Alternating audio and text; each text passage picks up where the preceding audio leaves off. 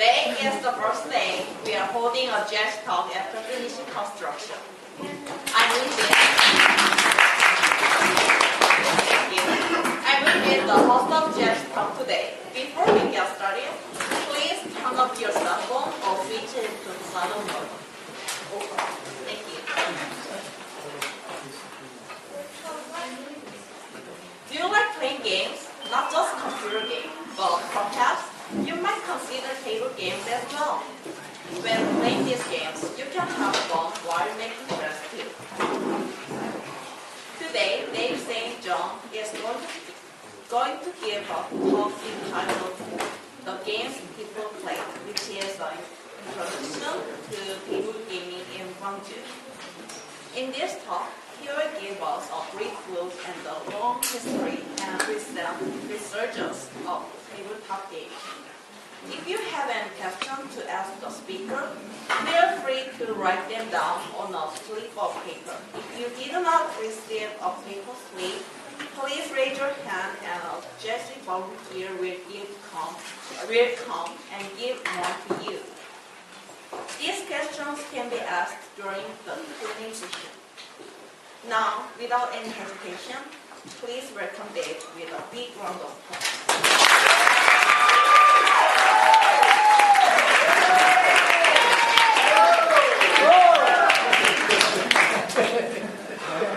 So many faces. There are a lot of people that I know here. So hello to my friends, and everybody else, hello to my new friends.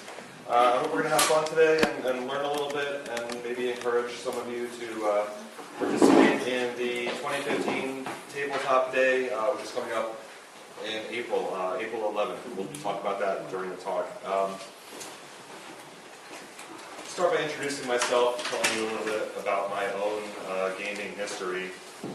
My name is David. I've lived in Korea since 2006 with my wife, Rachel, sitting over there with our 7-year-old son. Everybody look at them.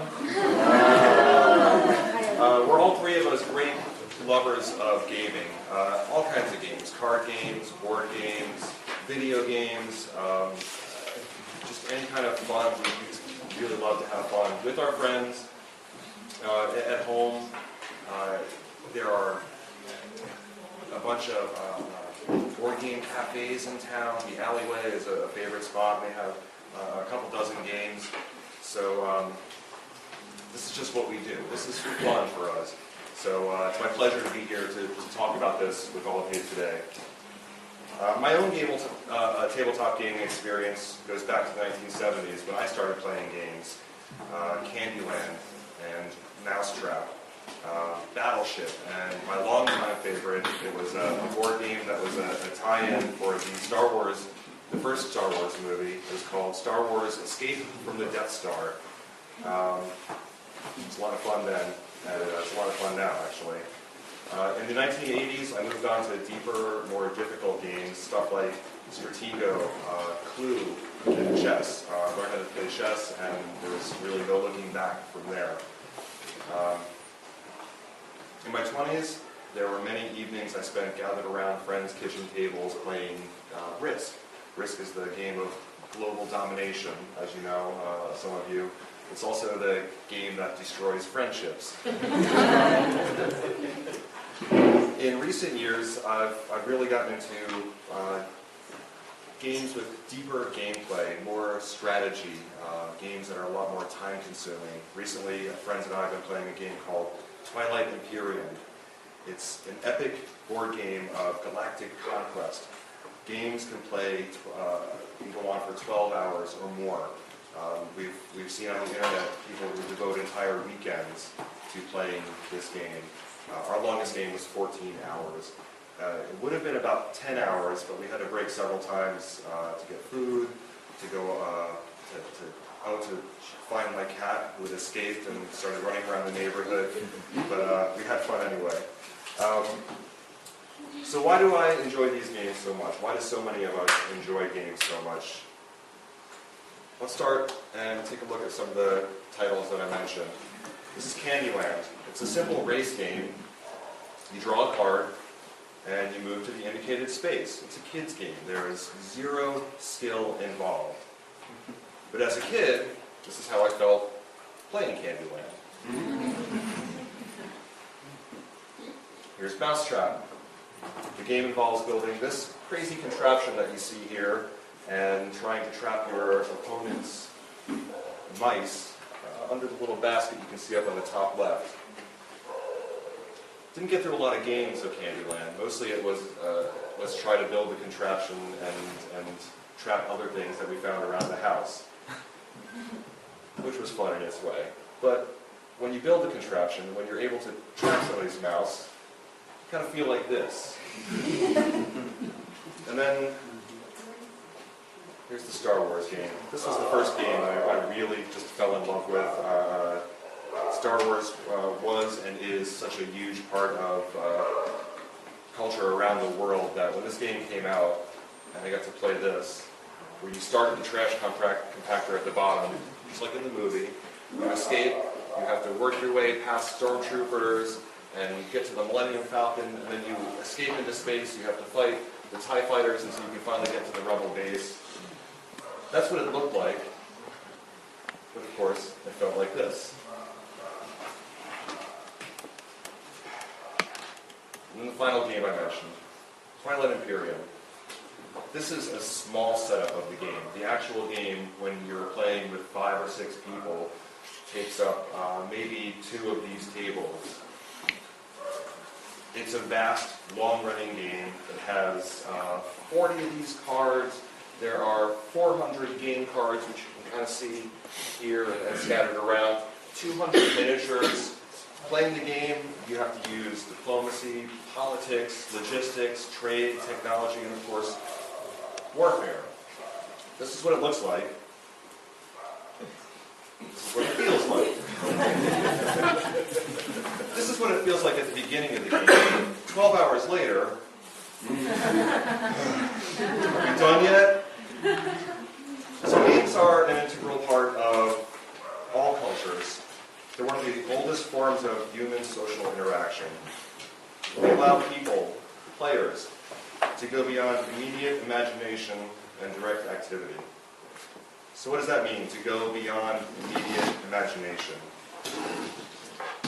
I think for me, it means that at their heart, many games are about role-playing. When you play chess, you become a great general. You're commanding your armies on the field. You play Monopoly, and you're a Wall Street fat cat. You're a real estate tycoon. Battleship. The simple game, plastic pegs, makes you feel like an admiral. Operation. You feel like a surgeon. You're playing a role. In board games, the role is limited by the theme of the game. But you can go further into role-playing, into the world of D&D or Shadowrun, and really play the role. You have a set of rules, but you're not limited by the rules. They're more of a framework, and then within that framework, you can do pretty much whatever you want. I'm going to geek out for a second and tell you about my own greatest moment in a role-playing game. I was playing Dungeons & Dragons a couple weeks ago with some friends. Some of them are sitting here. I've been swallowed by some kind of giant monster. Now, this is all in our heads. This is all imagination. We're telling a story to each other in this game. I've been swallowed by this giant, horrible monster that had risen from the pits of hell to destroy myself, my friends. I was near death, and all I had was my sword and my backpack. My sword wasn't helping me, so I reached into the backpack to pull out a lock of hair of a party member who had died in a previous campaign. When I reached in, my fingers brushed against what I remembered in that moment was a shard of power. So instead of the lock of hair, which I reached in to pull out to comfort me in my dying moments, I instead pulled out this crystal shard, which I then used like a dagger to strike from the inside of this great beast's stomach, where I was dissolving in its acids. And our dungeon master, the dungeon master is the person who is like a referee for the game. When I stabbed with this crystal shard, the dungeon master was so impressed by this move, this unexpected move, as he was trying to kill us all in the game, that he let the story continue. The monster exploded in a great burst of power. I got to live. My friend who had also been swallowed was able to live. The party was able to escape, and because it was such a great move, we all leveled up on the spot. If that doesn't make a whole lot of sense now, we'll get to the role-playing part, explanation later, and maybe it will. Let's look at the history of gaming. Some of the earliest games go back 5,000 years. There were ancient board games, you can see an example here, discovered in Iran 5,000 years ago. Human beings, people just like us sitting here, were bored maybe on an afternoon and looked for some diversion. And this is what they came up with. It's a simple race game, as we've seen Candyland and other games are. The rules aren't exactly known, though there are versions of this played, but it's guessed that you start at the bottom or start at the top, one direction or the other, and you move your pegs and progress along the thing. It's a very simple game. People were playing this 5,000 years ago, and that's kind of amazing to me.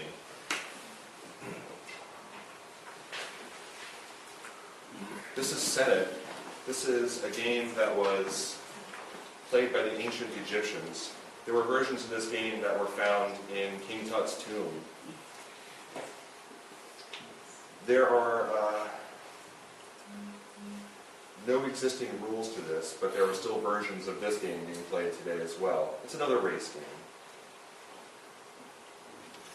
And it's pretty cool that a pharaoh was so enamored of this game. A king of Egypt, a god, as he was considered among his people, thought, I'm going to take this with me to the afterlife. Among all his riches, all his worldly possessions that he had buried in the pyramid with him, he brought a board game.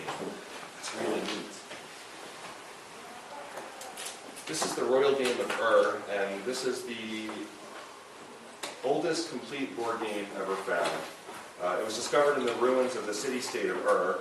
Among artifacts found within the ruins were this one and 3 other board games, the same basic design. They represent a game that was played by many classes of people. So this game now, we see, wasn't just for kings, pharaohs.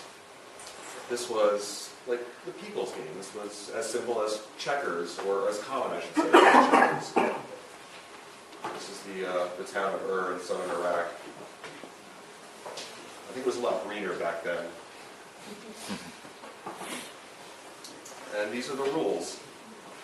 Partially. The game's been recreated from these rules, though there's a lot of different interpretations.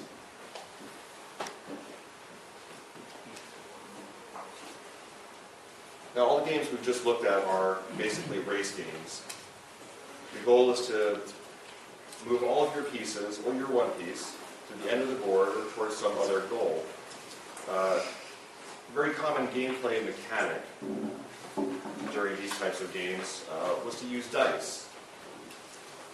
So let's take a moment and look at dice.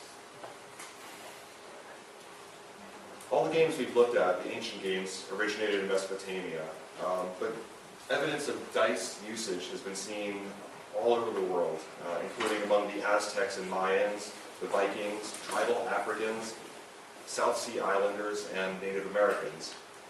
The first dice throwers were probably not gamers, they were probably seers, people who could presumably see the future, and would read the future based on what numbers or markings came up when they rolled dice. Here's some early examples of either carved bone or wood dice.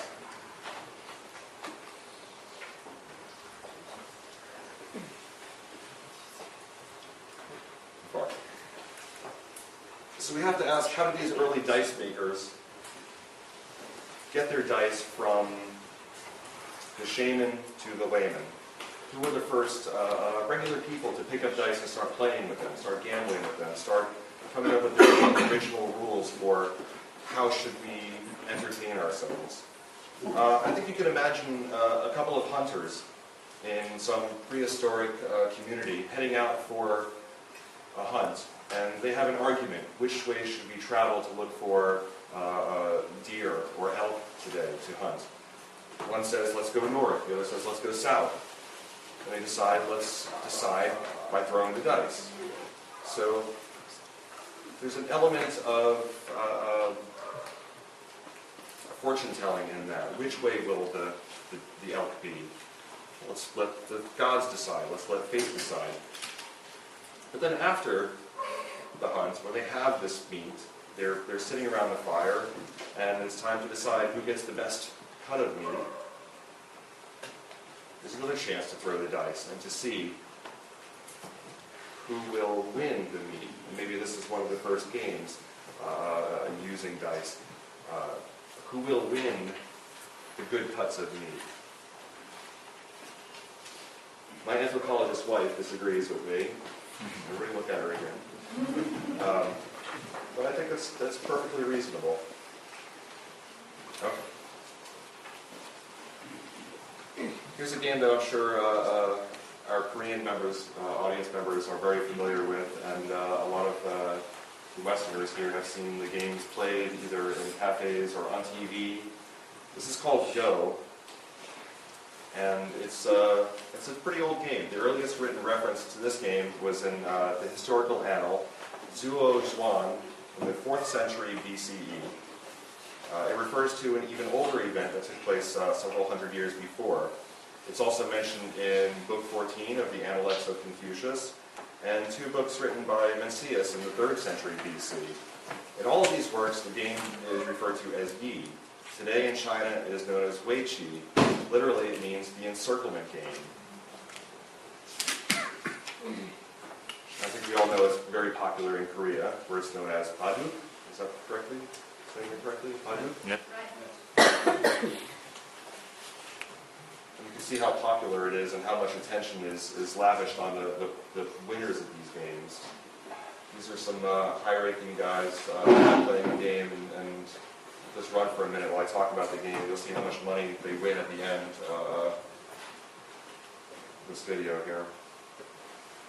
It's a game about capturing territory. It falls outside of all the usual classifications of games. Alignment games, war games, capture games, race games, though it has hints of some of those. Capture is a part of Go, and it's often considered a war game, but capture is just one aspect.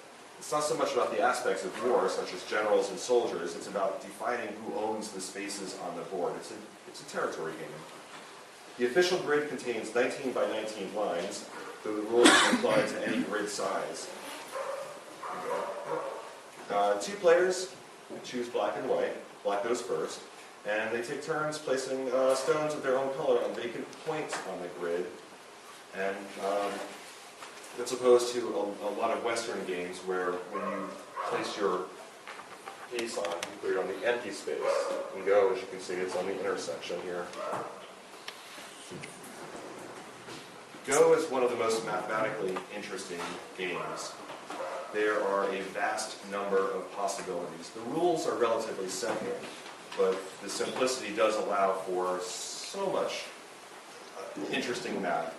The estimated number of possible board configurations is on the order of 10 to the 174th power. That's a 10 followed by 174 zeros. Is that right, any math people? In comparison, the game of chess is estimated to have 10 to the 120th possible configurations. It's a mathematically huge difference. Another mind-boggling number from the game of Go. On a 19 by 19 board, which is the standard, there are 4.63 times 10 to the 170th legal positions. In comparison, there are only 3 times 10 to the 23rd stars in the observable universe. Numerical estimates show that the number of possible games of Go, that is, combinations of placement and moves and results and whoever wins, that number far exceeds the number of atoms in the observable universe. All the stuff that makes everything around us. Imagine that. This podium, the table, all of us, this room, this board, everything. All the atoms going out to as far as we can see with our best telescopes. There are more games of Go possible than all of the matter that makes up existence. And that's how I feel talking about that. As of mid-2008, there were well over 40 million Go players worldwide, the overwhelming majority of them living in East Asia. As of May 2012, the International Go Federation had a total of 74 member countries. That's not even to mention the TV channels dedicated to the game in Korea, of course, and other Asian countries. To say it's one of the most richly complicated and well-loved games in human history is a huge understatement. Here's Mancala. It's another game with a long history. It's, in its most popular form, it's a count and capture game. It has very simple rules. But from these simple rules, we have variations of almost 200 invented games that fall under 800 names. In truth, no one game exists as Mancala. They are all a classification of this type of game. You can see here, it's a game that can be played anywhere. All you need is a series of holes, or marks even, and some rocks. That's Mancala. And then here we have Backgammon, the game of kings. Alongside Go, among the oldest games still played around the world, we have Backgammon. At its basic level, it's another race game. You want to get from one side to the other. You want to move all your pieces around the board, and you want to take them home. The game is the spiritual successor, if not in the direct lineage, at least takes a lot of the elements of games that we've talked about, Senate and the Royal Game of Ur especially.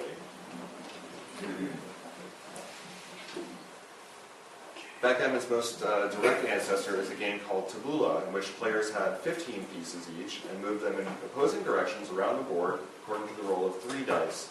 Now, a lot of you may play Backgammon, you know it's 2 dice, and there's a third die that's used for gambling. That's pretty much the only major difference in the number of dice. The game is still popular around the world, as I said, with a lot of variations. In Turkey, they have a men's version of the game and a women's version of the game. And yeah, it's played everywhere, probably every day. There's probably several hundred games going on right now. Here's a time game going on. The rules and abilities. The game has 10 to the 18 possible positions. So any of the red or black pieces in any combination on any of the points, those little triangles, 10 to the 18, that's a lot of positions and allows for a lot of strategy. So in its simplicity, 2 dice, a handful of checkers, and this board, you could play for several lifetimes and never see the same backgammon setup.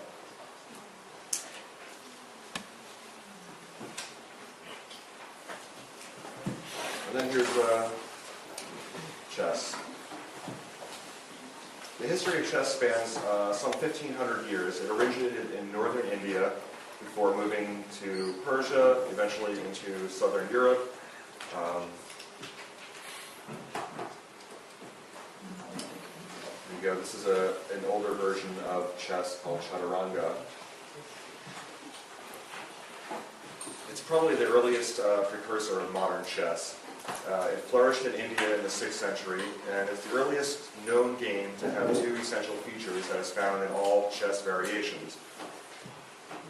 Pieces that have their own different powers, such as the knight who can move in a little L, the queen who can move anywhere, the king has this specific motion. It's the first game that could do this, and kind of set the stage for so many other games that have come since, where you have, instead of just a handful of pieces that could do one thing over and over, Now you have a multiplicity of moves. You have strategy, deep strategy, really coming into gaming for the first time. Chess is the game, one of those games, it just has such a deep history. I couldn't possibly do it justice, so just watch this for a second. We can get that to play. There we go. This is called blitz chess. This is sped up just a little bit. These players have 10 minutes each to complete all of their moves. They take turns, timer starting and stopping as they take their turn and then pass it on to the next person.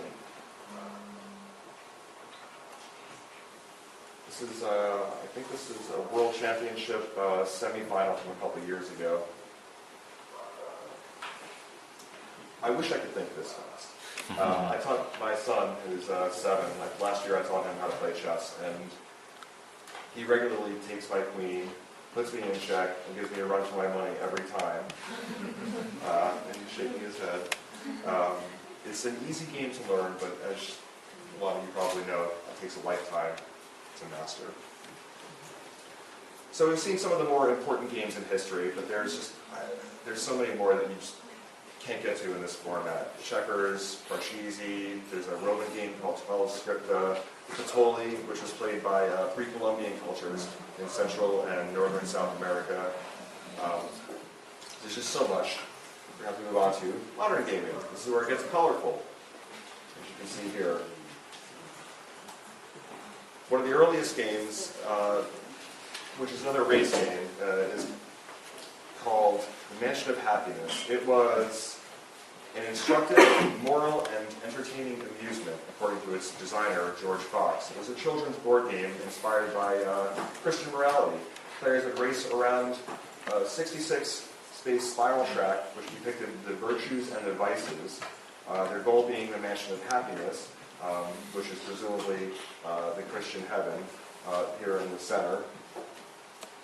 A lot of the games at this time were basically the stepchildren of maps. As you can see here. Another race game, and probably the best known race game of them all.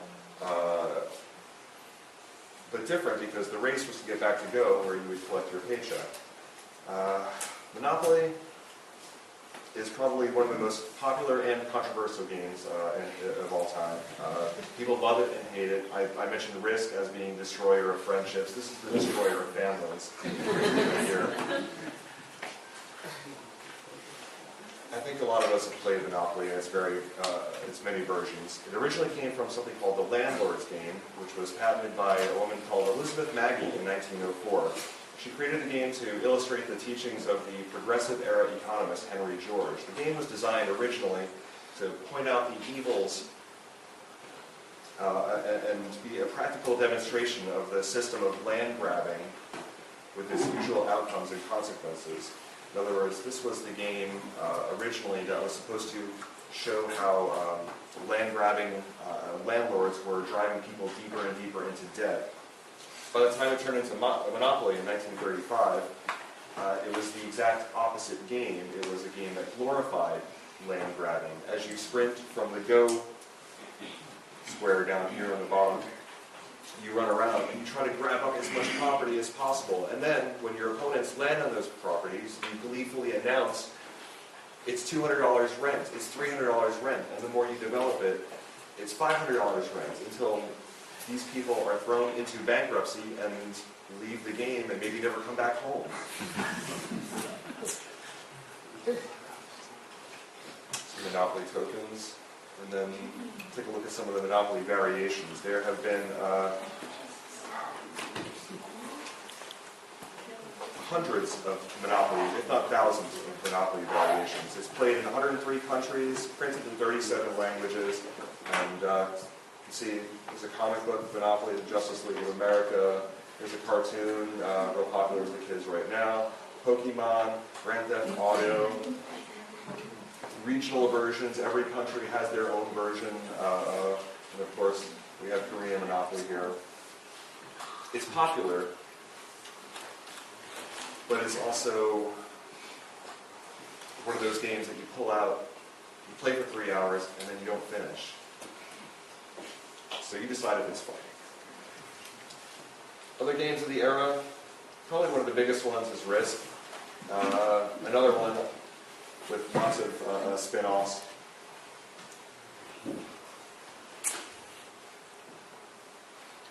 This is a throwback to a lot of the popular war games in the 18th and 19th centuries. It's, instead of just a tour of a map or a romp through Europe, you're taking over the world. You get to really feel like Napoleon in this game in a way that no other game has done before, or had done before. There are video game editions of Risk, including this one, the Halo tie-in. There's also StarCraft Risk, Metal Gear Solid Risk. There's a European map edition of Risk, so instead of the entire world, you're playing on just Europe, the European continent. There's Risk 2210, which has you taking over the moon. And there's thousands of unofficial and semi-official clones of the game, including video games like Global Domination and Lux. There's play-by-post versions. It's one of the biggest games. We're going to go back to some of those earlier games. The name of the game is Connect 4. Gotcha! 4 cross. One more game. Object, connect 4 of your checkers in a row while preventing your opponent from doing the same. But look out, your opponent can sneak up on you and win the game. Alright, where are you here diagonally? Pretty sneaky, sis. Connect 4, the vertical checkers game from Milton Bradley. This is a commercial that I saw probably 10,000 times in my youth. Pretty sneaky, sis. This commercial, I think, was from 1980 or 81. And this was the great era of games that were more fun in their commercials than they were actually playing. It's my turn to operate. Operate? It's Operation Milwaukee Doctor's Game. Batteries not included. Take out his ferret for $100. Oh, you'll never do that. Don't touch the side. Here goes his funny bone. It takes a very steady hand. I get it. That's $200 for me. May I play? Operation. A Milton Bradley game.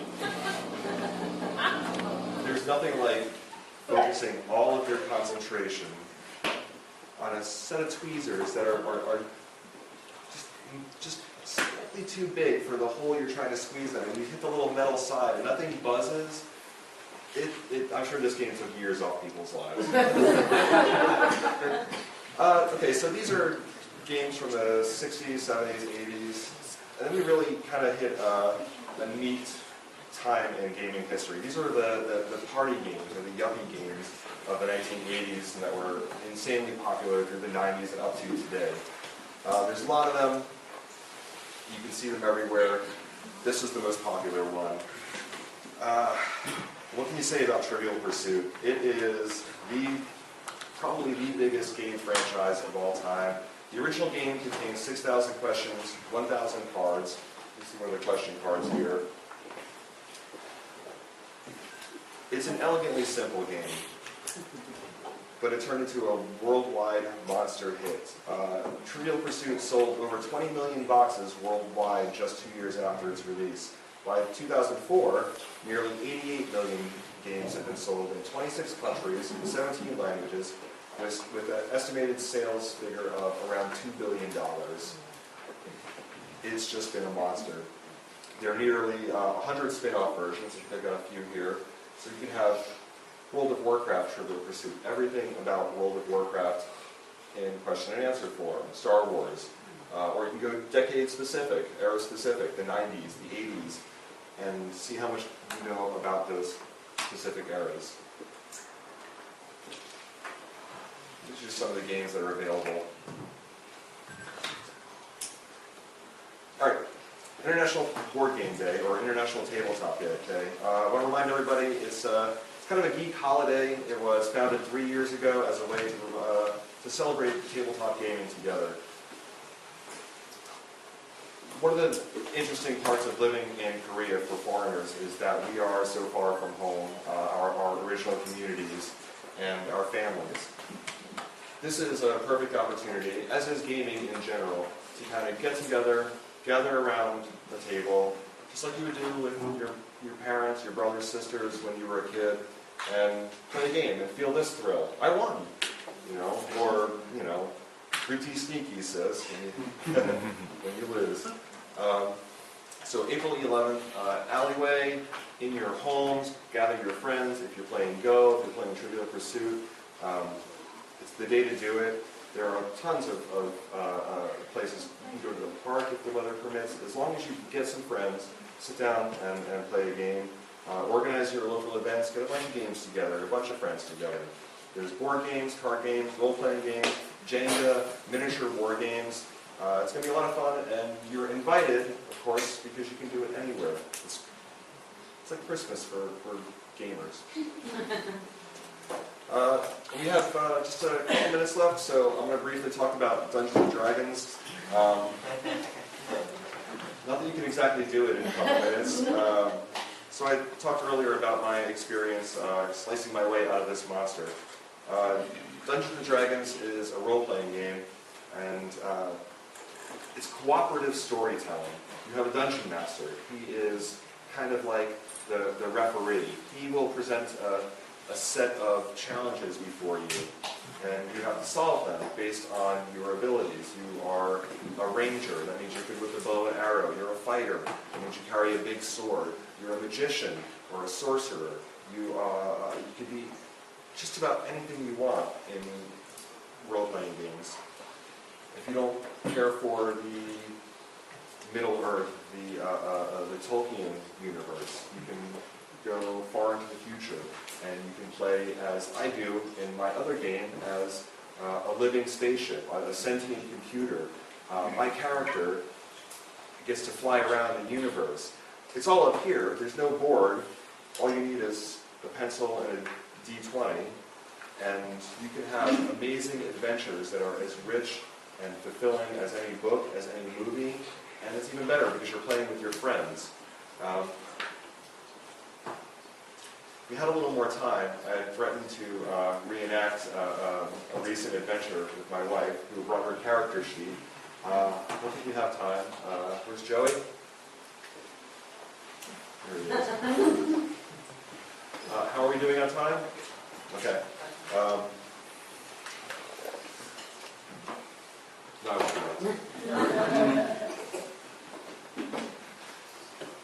All right. Investigate Dungeons & Dragons. I'm looking at the clock.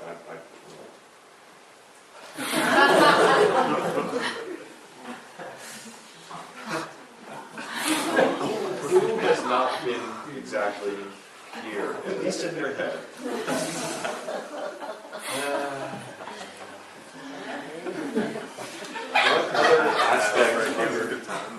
What other aspect of your life can produce these emotions when you're supposed to be having fun? These guys are playing a game called Catan, and I've lost Catan. I've lost Catan by this much, and have felt like this. But I've never stood up and done this.